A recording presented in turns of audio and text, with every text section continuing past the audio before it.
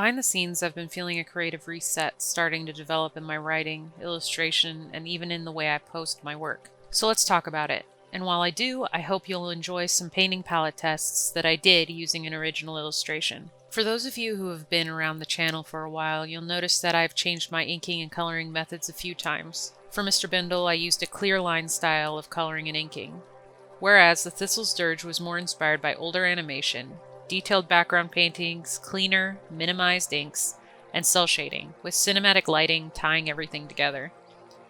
After I completed the Thistle's Dirge, I was burnt out. That took a lot of time and energy to complete. I ended up relying heavily on stamp brushes and color editing to give it that cinematic feeling that I thought would elevate my graphic novel. In the end, even though I was pleased with the finished product, it took way too long for a graphic novel of its size to complete, and it was extremely difficult at times to remember techniques while juggling multiple projects at once. So while my backlog of videos dwindled down, I researched and thought and doodled and wrote more, and even had little existential spirals. I knew that my character designs would stay roughly the same, but I also knew that I needed to push them more and not focus so heavily on any type of anatomical representation going forward. I wanted to push and exaggerate the form with artistic and gestural movements that bend and stretch the character to form a more representational or symbolic picture that will amplify the character's emotions and behaviors in a more whimsical or uncanny manner. I also knew that I wanted my backgrounds to feel fake and staged, like set pieces. For example, think Wes Anderson meets Victorian-era toy theaters. The only thing I couldn't figure out was how I would finish them. Would it be painting? What kind of painting style? Would it be black and white or strictly color? I racked my brain with that one.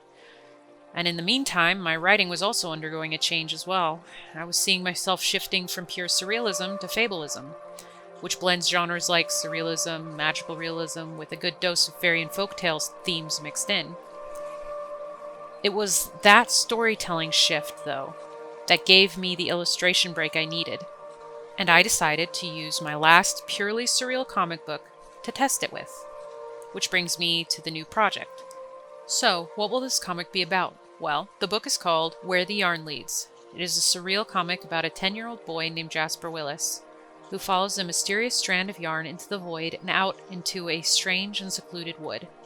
There, a bureaucratic moose named Walter Mintz, Berry Picker, informs him that if he wants to bring his best friend Ditherby back home through the void, he must first pay a very particular price, a bereavement tax.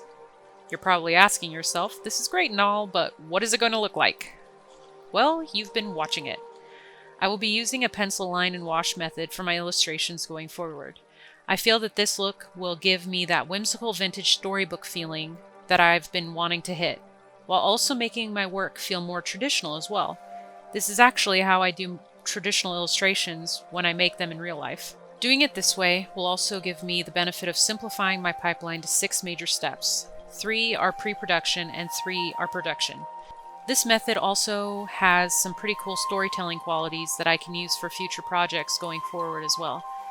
And to be honest, I like that it doesn't feel like a traditional comic. It feels more like a vintage naturalist's illustration or old book illustration, which I resonate more with. With all that being said, what can you expect going forward from my videos? This took me way too long to figure out, only to decide to stick with my already established weekly schedule and format, because I knew in the end I could actually sustain it comfortably. The only change will be with the commentary. I will be doing that over on my Substack instead of the usual description section. There, you'll get my insights on that week's work and any images for it as well. And everything will be free for you to read and view as I finish it. I'm not sure how many videos it will take to finish this series, so we'll just have to find that out as we go along. Well, that's all I have for now. Thank you all for watching, especially if you made it this far. It really does mean a lot to me. If you enjoyed this video, feel free to like, share, subscribe, or hype the video so that more people can find it. If you're interested in reading my comics, graphic novels, behind-the-scenes work, or even my take on writing and literature, then you can head over to my Substack and subscribe for free so you don't miss anything that I'm working on. And for those of you who would like to support me with a tip, I have 2 ways of doing so over on my Ko-Fi. All the links are in the description and channel bio. Thank you again for watching, and I'll see you all in the next one.